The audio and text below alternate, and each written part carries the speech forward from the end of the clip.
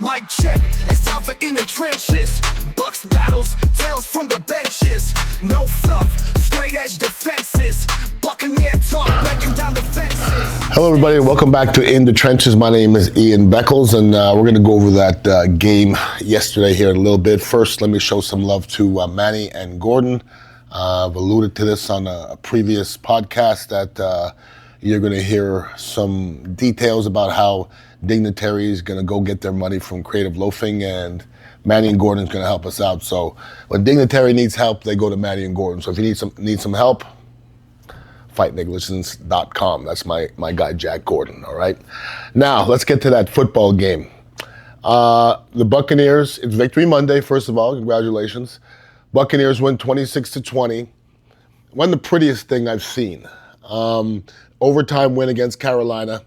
Let's get this straight and get it off the table now. Listen, a victory in the NFL is a victory in the NFL against anybody, okay? Carolina's going to win some more games this year, I promise you. They're not that bad of a football team.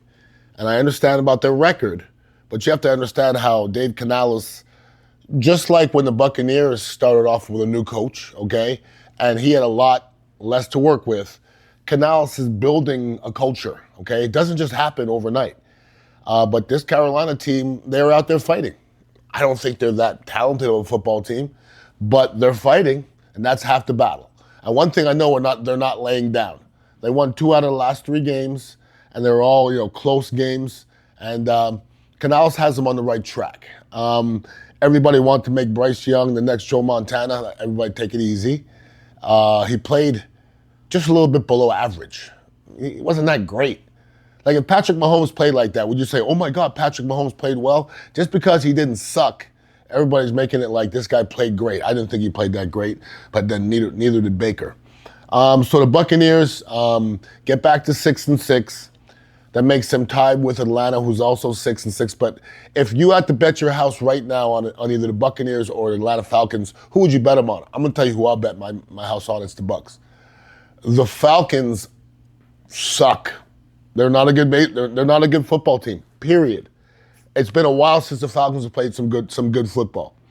Now, the Buccaneers yesterday could have and probably should have lost that game. There's some other games earlier in the season. Everybody said we should have won that Atlanta game. Disagree. You made 20 mistakes. You gave up the booty too much. All right. The Buccaneers didn't really outplay Carolina yesterday. I didn't see, as a whole, I didn't see the Buccaneers outplaying Carolina yesterday. I didn't see it. And the funny part is, after the game, like nobody's bragging on how the Buccaneers played. I don't think anybody in the locker room is either. In a funny way, the Bucs almost created an identity with Bucky Irvin. The Bucs turned into a running football team. The Bucs haven't been a running, even though their running numbers are pretty good, I still not going to say they're a running football team. They look like a running football team yesterday. And Bucky Irvin, who ended up with 25 totes with 152, 6.1 average. Now let me tell you about my boy Bucky. Listening to sports radio, or everybody's talking about running backs here in the Buccaneer area. Everybody wants more Bucky. Everybody wants more Bucky. We got to give the ball to Bucky more. More Bucky. All right, we gave the ball to him 25 times yesterday, and Bucky didn't finish the game. Bucky hurt his hip. So watch what you ask for. These running backs are not built to tote it 25 times a game anymore. None of them are. That's why you rotate the guys. All right? And, to me, everybody wants more Bucky, more Bucky. There's a reason why he's not starting. Let the coaches tell you strengths and weaknesses of players. You don't know by just watching. Bucky is a great open field runner, okay? He missed a few holes yesterday, and that's being nitpicky. He ran the ball real well. It's being nitpicky, but great teams don't miss holes. And sometimes Bucky will bounce it outside and try to get 50 when he should have went up in the middle and got 5. And his coaches are going to tell him that. No doubt about that. But I like what I see from Bucky Irvin. No doubt about that. Mike Evans, has anybody ever checked that he is human? Because if you pick 10 people in the NFL that are aliens, I think I'd have to pick Mike Evans, because he keeps coming. He keeps coming, and just when you doubt him, he comes back. And when Mike Evans is in the lineup, it's just a different lineup. It's just, I don't know how he's still running fast. I don't know how he's still jumping high. I don't know how he's still making one-handed, ridiculous, stupid, alien-type catches. I don't know how he's still doing it, but he's still doing it. So, I mean, I don't need to take my hat off to Mike Evans. I mean, I don't need to say nothing about Mike Evans, okay? First ballot Hall of Famers, it doesn't matter what I say about Mike Evans. It doesn't. I'm going to say this, though. There's a lot of first ballot Hall of Famers at this juncture of their career, they were awful. And Mike Evans ain't that yet. And I'm not sure. I doubt him 6 years ago. I'm not sure he can't go 2 more years. I'm not sure. Now, there's some good things and some stuff wasn't so great. Cade Otton all of a sudden he came back to earth. There was a 6-game span where Cade Otton was the hottest tight end in all of football. The last couple of games, he's lots of drops and just undecisive route running. It doesn't look great. Listen, I know I have him on my fantasy team and he was balling out at the beginning. Last couple of games, it just hasn't looked right with Cade Otton. Sometimes the physical thing, the season gets long for some people. Trust me, I understand that. The season is getting long for Bucky Irvin right now. You know, what are we in, week 13? Normally your season's done. And he's looking forward going, damn, we got 4 more games. Your rookie season, you don't have no idea what to look forward. You say, damn, my body is starting to shut down now and I got 4 more games left. So that's not an easy thing. Now, offensively, I don't know if I could complain about this Buccaneer team. I don't think Baker played very well. It wasn't his best game. But this Buccaneer team in general, in 2024, scored 30 points 6 times. In the previous 2 years, they did it 5 times. So Buccaneers are doing their thing offensively, all right? But watching that game yesterday, they stayed behind the chains, something fierce in that first half. The Bucs did not look like a smart football team in the first half, and smart football teams don't win games. And the Bucs I don't believe in luck, okay? The Bucs got a little lucky towards the end of that game, that is for sure. There's too many pre-snap penalties for me. Good teams don't have pre-snap penalties. There's just too much ugly stuff, okay? And Baker Mayfield looked a little off. He's not comfortable with all of his receivers. He's comfortable with Cade Otton. He's comfortable with Mike Evans. We got to get more out of our 2 and 3. Period. We got to get more out of a 2 and 3 wide receiver. Listen, they made a couple plays in the overtime, but there's 4 other quarters where you can appear. And we didn't see barely anything, okay? Baker Mayfield made a couple rookie mistakes yesterday. The one interception when he was forcing the ball to Otton. Boy, he pump faked the ball 3. You don't pump fake the ball 3 times, then throw a ball somewhere. That's something a rookie does, all right? And 21 for 33, 235, 1 touchdown, 2 interceptions. It's not good. That's not good football. It's not good enough. It was good enough yesterday against the Carolina Panthers, but there's a lot of teams where it's not going to be nearly good enough. Little things that bothered me in the game. When Baker Mayfield went down, all right, and he did miss a couple plays. And they're showing Kyle Trask on the sideline. Kyle, is this your first game, Kyle? When the quarterback's on the ground, go throw. What are you waiting for? I didn't understand what he was waiting for. And we come back after the intermission or the commercial, and Kyle Trask is in the game. Good for you, you went 1 for 1, but it's what you're waiting for. Your quarterback's on the ground. Go throw the ball. Go get a receiver or another quarterback and go throw the ball a couple times so that your first throw is not on the field. I thought that was a little bit odd. It was odd that nobody around him was saying anything. Liam Cohen, I thought, has done a pretty darn good job this year calling plays.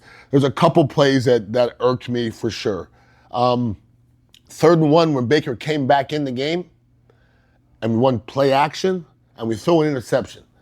Now, Liam Cohen says his father, he talks to his father after every game, and his father is always saying, run the ball more, run the ball more. Hey, Liam, run the ball more. At 3rd and 1, when the Buccaneers are doing what they want to do offensively and running the ball, run the ball. 3rd and 1, run the ball. We go play action and run, and we throw an interception. Once again, we overcame the interception, but that loses you games down the way. That is for sure. Then in the overtime, 1st down, we run for 4 yards. I'm like, here we go. We're going to run it at him.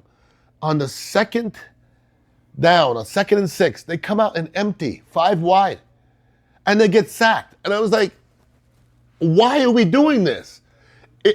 It's first down, we went for 4 yards. It's 2nd and 6.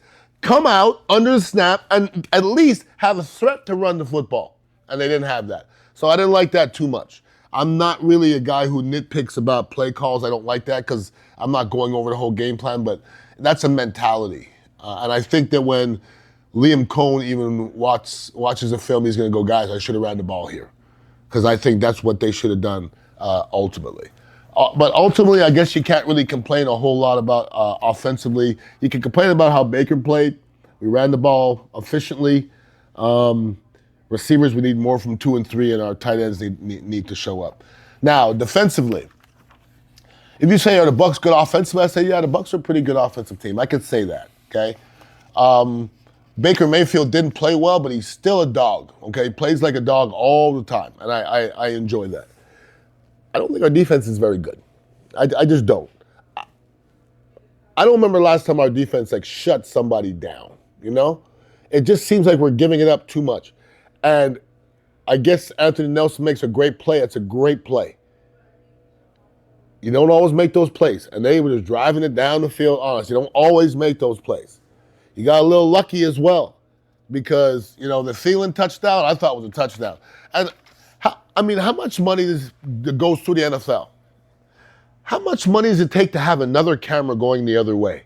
I never understand why they show the goal line and they have it coming one way and they don't have the camera going the other way. How much more money out of your billions of dollars can you take to get us another camera? First of all, I thought Thielen caught that ball, okay? And they called it incomplete, on the field, so they got to stick with it. But I think everybody in that place really thought he caught that ball. I was a little bit luck. A little bit of luck that the NFL didn't have enough money to have that extra camera, unfortunately. Bryce Young had too much time. He was just sitting back there relaxed all day long. This is a quarterback that was benched earlier this year, so he's not exactly this juggernaut quarterback. But I think the Buccaneers made him look pretty darn good yesterday. I'm not a big fan of that. And we made Adam Thielen look like Cooper Kupp. Okay? Antoine Winfield Jr. Caught him trailing a lot. I don't think Antoine Winfield Jr. has had a very good season. Okay? Now, defensively, I just don't think we're that good. I don't. And if we have to fall back on our defense, that's tough in the playoffs. It gets way, way better than that. And I hear people questioning, Todd Bowles. Todd Bowles don't have that many great football players. Where? Where is great football players on defense? Where are they? Levante David, I still think is a fantastic football player. Vita Vea, anybody would want Vita Vea, okay? Kalijah Kancey, anybody would want him, but he's hurt often. Who else do you think on our defense everybody wants? Go back to the years we won the Super Bowl. Everybody would want all of our players. We just don't have that many ballers out there, unfortunately. I think individually our corners are cool, our safeties are cool, but as a group they're not playing all that great, unfortunately. So I think Todd Bowles is doing a pretty darn good job with what he has. I really do. And that Nelson strip may have saved Todd Bowles' job. Might have. You don't know. People get real salty if you lose to the last place team, although Carolina's not that bad of a football team. They're not. But I just don't think Buccaneer fans would have understood. And we always forget about special teams. When you talk about a little bit of luck, when you get the opposing kicker to miss a 38-yarder and a 45-yarder. A 45-yarder is almost an extra point these days. These kickers kick 55-yarders like it's going out of style. They all can kick 55 yards, all of them. He missed 2 very, very makeable field goals, and he had the Yanks. And the one he made by, I think, 6 inches, all right? Then on the other end of the spectrum, we have our guy, Mr. McLaughlin, who this year, before he missed the 55-yarder, was 7 for 8 from 50 to 59. McLaughlin's a weapon, okay? And he missed a 55-yarder and he came back to redeem himself. But The Bucs have had some bad kickers. The Bucs have had some good kickers. I'm confident when he comes out on the football field, and that's all I ask for. And he's got a booming, stinking leg. I mean, booming. One more thing. As a punter, if you muff a punt, which we did, we muffed the punt. I think it barely got by the first down marker. If you muff a punt, that's a turnover. We got to stop muffing punts. The weather wasn't that bad out there. It wasn't that bad. I played in way, way, way, way worse. I didn't see anybody complaining. I didn't see anything look crazy. Put your foot on the ball, yo. Okay, those are easy things. But as a whole, you got to be happy. Buccaneers are a half game out of first place. That's the only way they're going to make the playoffs is winning the South. And Atlanta sucks. Carolina's got to be kicking themselves because if Carolina wins that game, listen to this, they're not out of the playoffs. They're 2 games out of first place.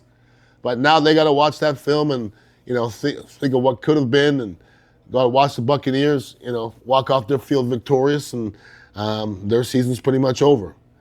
But I think the future looks bright for them. I'm not worried about them. I'm worried about us. And I'm worried about getting our defense right. And listen, this was a rivalry game as well.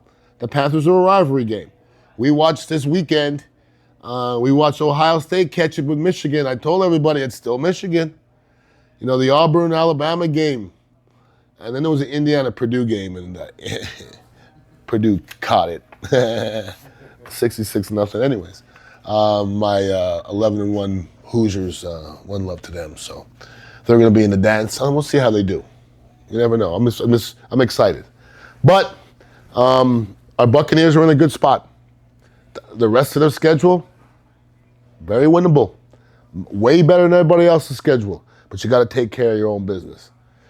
If anybody's in the area here in South Tampa, come check us out at Dignitary Cafe, 4817 Southwest Shore Boulevard.